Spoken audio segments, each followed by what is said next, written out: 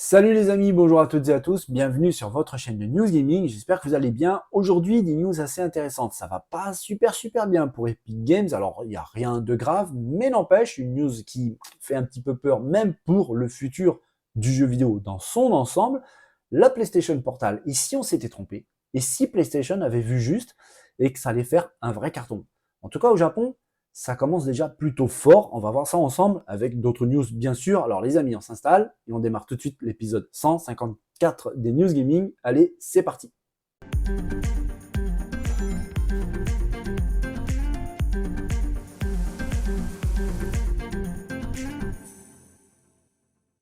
Si vous êtes fan de la licence Warhammer 40K, eh bien, vous serez ravi d'apprendre que Darktide arrive enfin sur console Xbox S et X après un report de presque un an, parce qu'en fait, le jeu était sorti le 30 novembre dernier sur PC, avec le PC Game Pass.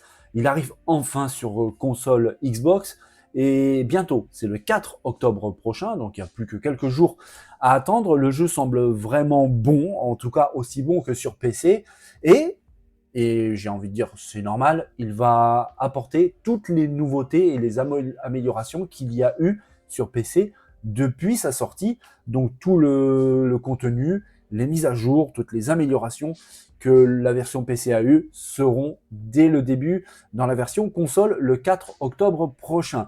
Et en plus de ça, il bénéficie d'une petite ajout supplémentaire assez intéressant, c'est le tout nouveau système de progression qui apportera des arbres de compétences qui vont permettre de créer son propre personnage d'une manière bien plus poussée que ce qui est disponible dans le jeu au moment de sa sortie. C'est plutôt intéressant. Le jeu semble vraiment bourrin, ça c'est clair et net, mais en tout cas, ça a l'air d'être fun, jouissif, avec beaucoup d'action, comme on le voit à l'écran. Ça semble plutôt pas mal. Warhammer 40K Darktide arrive donc le 4 octobre prochain à minuit, heure française. On ne pourra pas, par exemple, activer un téléchargement en avance en changeant les paramètres régionaux de la console. Vous savez, on peut faire ça de manière assez facile sur Xbox. Pour ce jeu-là, c'est désactivé, on ne peut pas le faire, donc il faudra attendre le 4 octobre prochain, je répète, minuit heure française, pour pouvoir enfin s'essayer, avec quasiment un an de retard par rapport à la version PC, de Warhammer 40K Darktide. Alors, c'est un sujet assez sensible, les amis, qu'on aborde souvent sur la chaîne, un petit peu trop à mon goût, et je vous cache pas que ça me fait un petit peu peur. Franchement, j'ai pas tellement confiance dans l'avenir assez proche du gaming de ce point de vue-là. On avait vu ensemble, les amis, que par exemple Devolver, Embracer, Sega avec Creative Assembly, Electronic Arts étaient obligés de revoir un petit peu leurs objectifs, de se séparer de pas mal de membres de leur effectif, de annuler, de reporter ou voire carrément annuler certains jeux. On l'a vu même d'ailleurs dans la vidéo d'hier que Creative Assembly avait tout simplement, purement et simplement annulé le jeu Yenas, qui semblait pourtant vraiment pas mauvais. C'est quelque chose de très inconfortable pour déjà les joueurs, mais surtout pour les équipes qui sont concernées. C'est un sérieux problème et on a appris que la semaine dernière, Epic Games avait annoncé se séparer de 16% de leur effectif. Alors, on dirait pas comme ça. 16%, ça paraît pas énorme, mais pour une entreprise de l'envergure d'Epic Games, 16%, c'est quand même pas rien du tout. Et comme une mauvaise nouvelle n'est jamais très loin d'une autre mauvaise nouvelle, Epic Games annonce aussi l'augmentation du prix des V-Bucks. Les V-Bucks, vous le savez, c'est la monnaie qu'il y a dans Fortnite. Il faut savoir que, par exemple, 1000 V-Bucks étaient jusqu'à aujourd'hui à 7,99 €, eh bien ça va passer à 8,99 €. L'augmentation est légère, mais elle est quand même là. 2800 V-Bucks passe de 19,99 € à 22,99 €. Là, ça augmente déjà un petit peu plus. Et plus les prix montent, et plus l'augmentation devient substantielle. Par exemple, 13 500 V-Bucks était à 79,99 €. Elle va passer à 89,99 €, près de 90 €, 10 € d'augmentation. Franchement, c'est pas rien. Et donc oui, ça accompagne donc la mauvaise nouvelle que je disais au tout début, c'est qu'Epic Games a annoncé se séparer de 16% de son effectif. C'est franchement pas rien et ça fait vraiment peur en fait pour la suite. Je vous le cache pas parce que c'est pas comme si c'était juste un ou deux en fait qui annonçaient ce genre de mauvaises nouvelles. On le voit de plus en plus actuellement. C'est quasiment tous les jours en fait qu'on apprend ce genre de bad news. C'est vraiment très inconfortable pour la suite. J'espère vraiment que c'est quelque chose qui va un petit peu ralentir, voire carrément s'arrêter. Je l'espère, parce que, bon, déjà, on va pas se mentir, hein, mais se retrouver au chômage, bah, c'est pas une bonne nouvelle, surtout actuellement, hein, quand on a un boulot, on essaie de le garder le plus longtemps possible. Donc je pense un petit peu à toutes ces personnes qui eux-mêmes ont des obligations familiales et tout. Ça risque d'être très très très compliqué. Alors, il y a les entreprises qui les accompagnent au mieux et qui essayent de les réorienter dans un autre poste, voire carrément leur trouver un autre poste dans un autre éditeur, chez un autre développeur. Mais tout de même, ça fait flipper. Et puis, je pense à autre chose aussi, c'est le développement des jeux. Comment ça va se passer? Je pense aux indépendants. Si déjà des gros comme Epic Games voient déjà dans l'urgence de se débarrasser de 16% de leur effectif, qu'est-ce qui va devenir des plus petits? Est-ce qu'ils ont les reins assez solides? Alors, dans l'absolu, puisqu'ils sont plus petits, c'est des plus petites structures, donc ils ont moins de dépenses qu'une grosse machine. Mais n'empêche que si un problème arrive pour eux, bah, ils n'ont pas les reins assez solides, ils n'ont pas une trésorerie incroyable derrière pour pouvoir tenir face à ces problèmes. Donc, ça me fait un petit peu flipper. On verra comment ça va se passer. Est-ce qu'il n'y a que les plus gros qui vont tenir et au final, bah, on va perdre quand même des choses essentielles du jeu vidéo, hein. Les indépendants font partie du jeu vidéo dans sa globalité. C'est ce qui alimente beaucoup certains services d'abonnement, comme le Xbox Game Pass. On avait vu des augmentations un petit peu partout, même le Game Pass, le PlayStation Plus, les consoles et les jeux qui augmentent.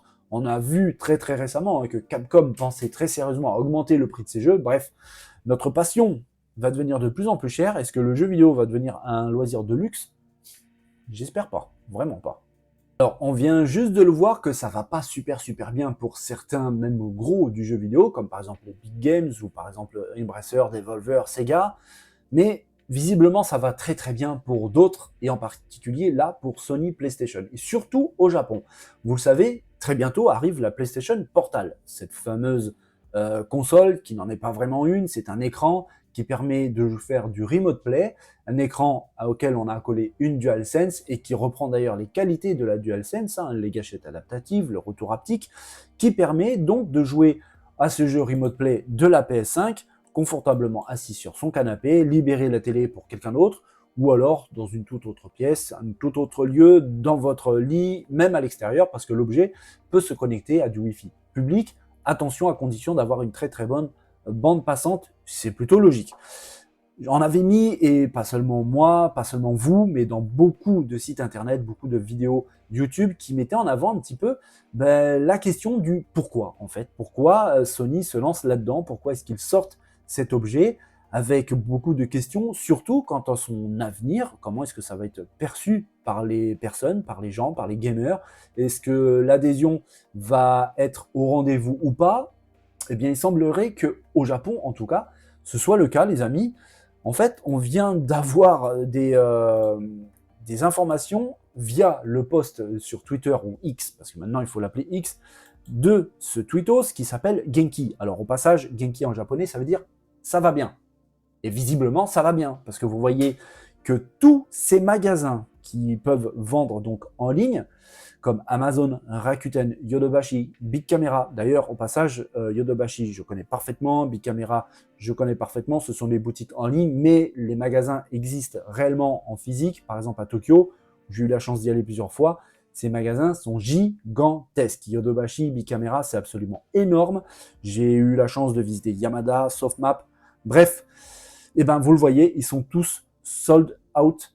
Il n'y a plus de PlayStation Portal disponible à la précommande, c'est terminé. Le stock entièrement s'est volatilisé, ils ont tout vendu, c'est complètement fou. Est-ce que c'est un signe quand même du succès futur de la PlayStation Portal? Peut-être. Est-ce que tout le monde s'est trompé à son sujet? D'ailleurs, hein, c'est à noter, je l'avais dit en commentaire, que si PlayStation se lance là-dedans, ils ont fait des études de marché, ils ont réfléchi, ils y vont pas un petit peu comme ça à l'aventure sans savoir où est-ce qu'ils mettent les pieds.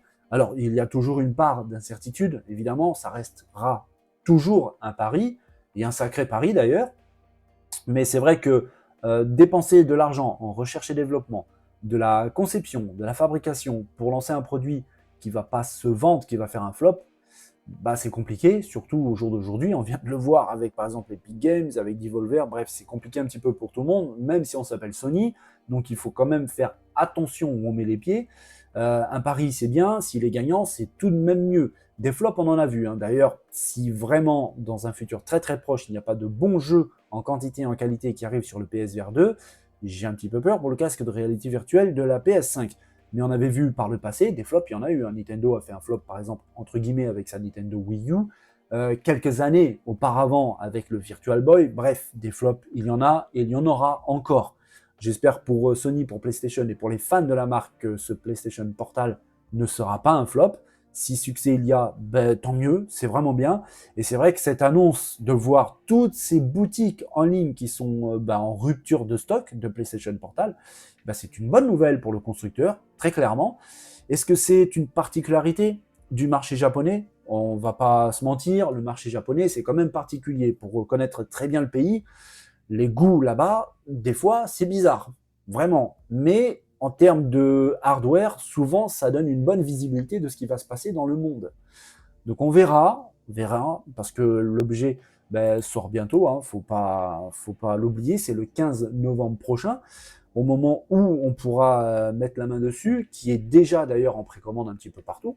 Mais dites-moi d'ailleurs dans les commentaires, qu'est-ce que vous pensez de ce PlayStation Portal? Est-ce que vous êtes intéressé ou pas? Est-ce que ça vous... pas plus que ça? Peut-être que certains d'entre vous l'ont déjà précommandé, pour voir un petit peu comparer de ce qui se passe nous en France, en Europe et le Japon. Mais toujours est-il que peut-être que PlayStation va avoir un gros succès avec la PlayStation Portal. C'était en juillet dernier, Naoki Yoshida, le producteur et réalisateur de Final Fantasy XIV, avait annoncé en grande pompe que son jeu allait arriver sur console Xbox Series X. C'était une petite révolution parce que récemment, hein, les relations entre Microsoft et Square Enix étaient quelque peu fraîches et on avait même vu sur scène le président de Square Enix et le président de Xbox, Phil Spencer, qui était là, tout sourire, en train de serrer les mains de ses collègues et annonçait donc fièrement l'arrivée de Final Fantasy XIV sur console Xbox, la X, et même plus parce que le directeur de Square Enix avait annoncé que d'autres jeux Square Enix allaient arriver sur console Xbox dans un futur assez proche.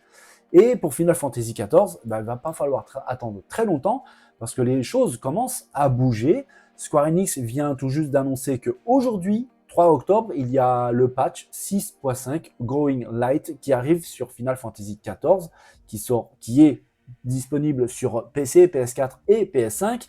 Et Square Enix avait annoncé que la bêta ouverte pour la version Xbox Series X arriverait avec la version 6.5X. Donc, il va pas falloir attendre très très longtemps avant de pouvoir mettre la main sur ce jeu emblématique de Square Enix sur console Xbox. C'est clairement une petite révolution. Comme je vous disais, hein, les relations étaient assez froides entre Microsoft et Square Enix. Visiblement, ça s'est bien réchauffé. Phil Spencer, je pense, a usé de son chéquier et puis du téléphone pour pouvoir adoucir un petit peu tout ça, les angles, et visiblement, ça va beaucoup, beaucoup mieux pour pouvoir sortir un tel jeu sur console Xbox. Il y a encore quelques mois, c'était clairement de l'utopie. Imaginez d'autres titres arriver. Par exemple, on sait que Final Fantasy VII Rebirth, qui arrive bientôt, peut-être pour arriver sur console Xbox également, c'était carrément du fantasme. Aujourd'hui, beaucoup moins, parce que visiblement, ça va beaucoup mieux entre l'éditeur japonais et le constructeur américain. Ils étaient ensemble sur scène, à s'embrasser, à se congratuler, se serrer la main. C'est bien, franchement, c'est très très bien pour les fans de toutes les plateformes. Comme ça, on pourra profiter de ces titres légendaires de l'éditeur japonais, quelle que soit la plateforme. C'était déjà le cas sur PlayStation, bien évidemment, sur PC, et maintenant, bientôt, sur console Xbox. C'est très bien comme ça, il n'y a plus qu'à attendre maintenant la 6.5X, mais ça ne devrait pas trop tarder. Depuis qu'il est sorti, Starfield divise. Alors, il est un succès, un franc succès même d'ailleurs pour Bethesda. Alors, tout est relatif parce que je vous avais d'ailleurs montré une image, hein, où on voyait 10 millions de joueurs. Ça ne veut pas forcément dire 10 millions de acheteurs. On le sait, il y a le Xbox Game Pass. Et le Starfield, il est noyé dans toute l'offre du Game Pass. Mais tout de même, c'est un franc succès. Le jeu divise malgré tout. Il y en a certains qui l'apprécient énormément, qui l'adorent. D'autres, pas tant que ça, voire même le détestent. C'est vrai qu'il a des côtés absolument dingues, fabuleux, d'ailleurs par son contenu qui est colossal, toutes les possibilités offertes par le jeu, c'est vraiment ouf. Mais d'un autre côté, il a des mécaniques de gameplay, par exemple, un petit peu trop old school, avec des PNJ qui peuvent sembler un peu trop rigides, les expressions du visage qui sont un petit peu trop rigides également. Bref, le jeu divise, mais le jeu ne vient que d'arriver. C'est vraiment très récent, c'est encore un bébé en fait, hein, il va encore évoluer, il va grandir. Je vous l'avais annoncé d'ailleurs, hein, sur la chaîne, qu'il n'est qu'à son début. Et à ce titre, Todd Howard, le réalisateur de Starfield, a bien voulu répondre à des questions à un podcast concernant justement le jeu, le suivi, la suite, le futur de son titre. Et il a déclaré, je cite, l'une des choses que nous avons apprises de nos précédents jeux, Skyrim ou encore Fallout, c'est que les gens veulent y jouer pendant très longtemps. C'est parfaitement volontaire, je dirais que c'est le jeu que nous avons le plus poussé intentionnellement dans ce sens. Comment le concevoir de manière à ce qu'il dure dans le temps, mais de façon à ce que ce soit naturel. Celles et ceux qui ont fini le jeu et la quête principale peuvent s'en apercevoir. C'est vrai que apparemment, j'ai pas encore eu la chance de le terminer, mais apparemment, quand on termine le jeu, c'est à ce moment-là vraiment que l'aventure démarre, que le jeu vraiment démarre. Et vous pouvez le finir 3, 4, 6 fois, ce sera jamais de la même façon. Quand on sait en plus de ça qu'il y a du contenu additionnel qui va arriver sur le jeu, on sait déjà, hein, je vous l'avais annoncé sur la chaîne, que Bethesda a gardé des équipes sur Starfield, même s'il y en a déjà qui bossent déjà sur Elder Scrolls 6, mais il y en a qui restent sur Starfield pour pouvoir proposer du contenu additionnel, et on sait que l'année prochaine, il y a déjà un gros DLC qui va arriver et qui va apporter beaucoup de choses, mais pas seulement. Je vous avais dit aussi que Bethesda avait grandement facilité les choses pour la communauté des modeurs qui sont déjà au travail, qui proposent déjà du contenu, et à ce titre, Todd Howard déclare, et je cite, c'est aussi une question de savoir à quoi ressemblera Starfield dans 3 mois, dans 1 an, 2 ans, 3 ans, 4 ou 5 ans. C'est sur quoi nous travaillons avec notre communauté de modeurs. On apprend beaucoup et il y a une bonne base sur laquelle tout le monde peut se reposer. C'est vrai que le contenu initial, le matériau initial est déjà conséquent et surtout, je vous l'ai dit, il est grandement facilité avec des mécaniques de développement, avec des outils de programmation qui sont spécifiques, qui ont été mis en place par Bethesda pour les équipes de modeurs qui peuvent s'en donner à cœur joie, et c'est déjà le cas. Il y a déjà beaucoup de modes pour le jeu, dont un qui est très intéressant et qui améliore grandement l'expérience globale du gameplay. C'est tout simplement la possibilité de voyager dans l'espace avec votre vaisseau sans temps de chargement. Je dirais pas comme ça, mais c'est tout de même plus agréable. Ce mode a donc été créé par la communauté des modeurs, et c'est clair et net que ce n'est pas le premier déjà, il en a déjà beaucoup, et ça sera certainement pas le dernier. Vous le savez, Starfield a fait grand bruit quand on a vu qu'il n'y avait pas de véhicule pour se déplacer sur les planètes. Vous avez vos jambes, vous avez le jetpack, et point final. Alors, ça peut être assez long, ça peut être un peu embêtant, pour pas dire autre chose, mais c'est sûr et certain que dans pas très longtemps, on va voir arriver des véhicules tous plus fous les uns que les autres, qui ont été développés et créés par les développeurs, les modeurs. On peut très bien imaginer, pourquoi pas, des véhicules tirés de la saga mythique Star Wars. C'est une forte probabilité. On verra, mais à mon avis, parce qu'on a déjà vu des modes de personnages tirés de Stormtroopers. Donc, voir des véhicules Star Wars dans Starfield, franchement, je ne serais pas vraiment étonné. On verra comment ça va se passer. Todd Howard a répondu à des questions aussi concernant le développement du jeu, parce que Starfield aurait pu être bien plus punitif et compliqué qu'il n'est aujourd'hui.